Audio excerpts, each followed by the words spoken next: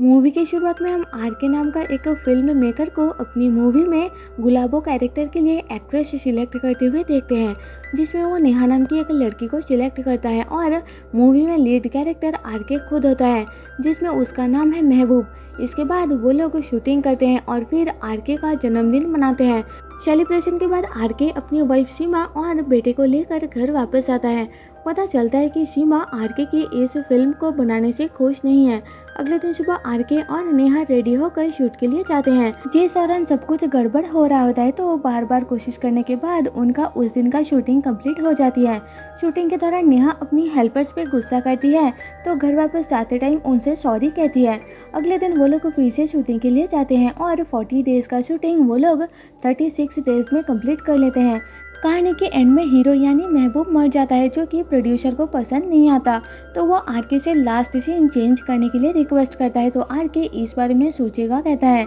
रात को आर के सबके साथ मिलके अपना शूट देख रहा होता है। आर के को उसमें कुछ कमी महसूस होता है तो वो सोच में पड़ जाता है।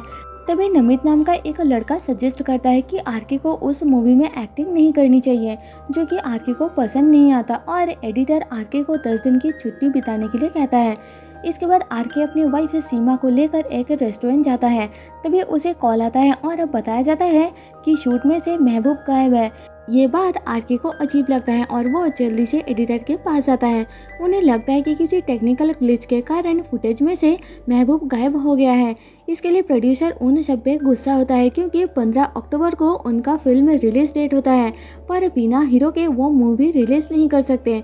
इसलिए वो लोग महबूब का मिसिंग रिपोर्ट लिखवाने के लिए पुलिस स्टेशन जाते हैं और अब पता चलता है कि महबूब फिल्मी दुनिया से निकल के रियल लाइफ में आ गया है।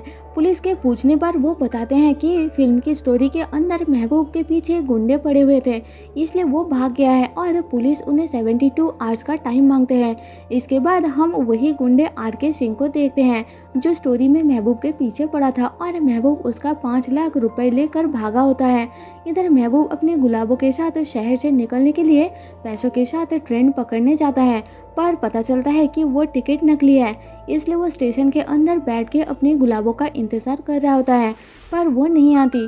तभी स्टेशन के अंदर नमित आता है और उसे वहाँ महबूब दिखता है, तो वो उसे समझा के अपने साथ आर के पास ले जाता है।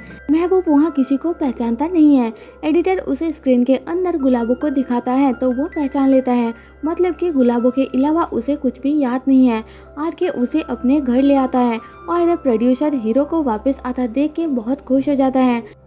अगले दिन सुबह महबूब आर के की फैमिली के लिए ब्रेकफास्ट बनाता है और फिर आर के साथ स्टूडियो जाता है, जहां आर के महबूब को बताता है कि वो एग्जिस्ट नहीं करता, वो बस आर के का लिखा हुआ एक स्टोरी का कैरेक्टर है जो पिक्चर के अंदर से भाग आया है।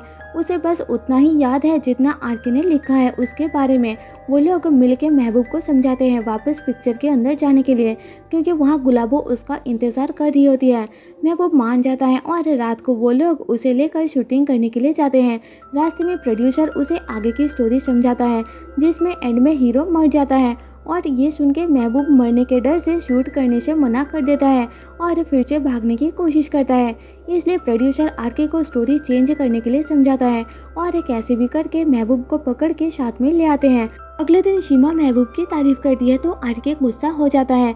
ऊपर से महबूब आर के की बात नहीं मान रहा होता, इसलिए वो महबूब को मारने की धमकी देता है, तो सीमा उन्हें संभालती है। इसके बाद आर के एडिटर को फिल्म की स्टोरी में से महबूब को निकाल के उसके बिना ही फिल्म बनाने का कहता है, पर ऐसा पॉसिबल नहीं है क्योंकि वो लीड कैरेक्टर है। अगले दिन आर के घर में पार्टी होती है जहां लोग महबूब को आर के समझते हैं, पर जब उन्हें पता चलता है कि महबूब एक रियल फिक्शनल कैरेक्टर है तो सब शॉक्ड होते हैं और आर के से ज़्यादा उसे पसंद करते हैं। इधर फिल्म के अंदर विलन के एन सिंह महबूब को ढूंढते हुए गुलाबो तक पहुंच जाता है और उससे महबूब कहाँ है पूछता है। गुलाबो कहते हैं कि उसे नहीं पता महबूब कहाँ है, तो के एन सिंह उसे धमका के वहाँ से चला जाता है। गुलाबो रात दिन महबूब का इंतजार कर रही होती है, पर महबूब मरने के डर से वापस जाने का नाम नहीं लेता। वो हर टाइम आर के घर में खाना पकाता रहता है और उसे लगता है कि गुलाबो के लिए उसका प्यार झूठा है, क्योंकि आर के की स्टोरी के अकॉर्डिंग महबूब झूठा है तो गुलाबो भी झूठी है। इसके बाद महबूब अपना मूंछ उड़ा देता है आर के की तरह दिखने के लिए। अगले दिन सुबह आरके को पता चलता है कि पिछली बार जैसे स्टोरी से महबूब भागा था, वैसे ही इस बार फिल्म का विलेन के.एन. सिंह महबूब की खोज में कहानी में से भाग चुका है। के.एन. रात को एक बार में दारू पी रहा होता है, तभी वहाँ पुलिस आ जाती है और उसके पास बंदूक दे के उसे पकड़ के ले जाते हैं। अगले दिन आरके उसका बेल करा के उसे अपने साथ ले जाता है। रास्ते में प्रोड्यूसर उसे सब समझाता है कि उसका रचना आरके ने किया है, तो के.एन. आरके को अपना भगवान मानता है। आरके के घर पहुँच के फाइनली के.एन. को वहाँ महबूब दिख जाता है, लेकिन वो कंफ्यूज होता है कि दोनों सेम शक्ल में से महबूब कौन है। इसलिए के.एन. एक बॉटल तोड़ के आरके की बेटे को पकड़ के उनसे महबूब कौन है पूछता है, तो उनमें से एक खुद को महबूब बताता है और के.एन. उसे मारने के लिए हमला कर देता है, लेकिन महबूब के.एन. को मार के बेहोश कर देता है। अब रात को महबूब स्क्रीन के थ्रू गुलाबों के साथ बात करता है और गुलाबों उसे अपने पास बुलाती है, तो स्क्रीन के अंदर से वो गुलाबों के पास वापस चला जाता है। हॉस्पिटल में के.एन. को होश आता है, तो आरके उसे गुड न्यूज़ देता है कि महबूब वापस चला गया है और के.एन. को उसका पैसों का बैग वापस करके उसे भी वापस जाने के लिए कहता है।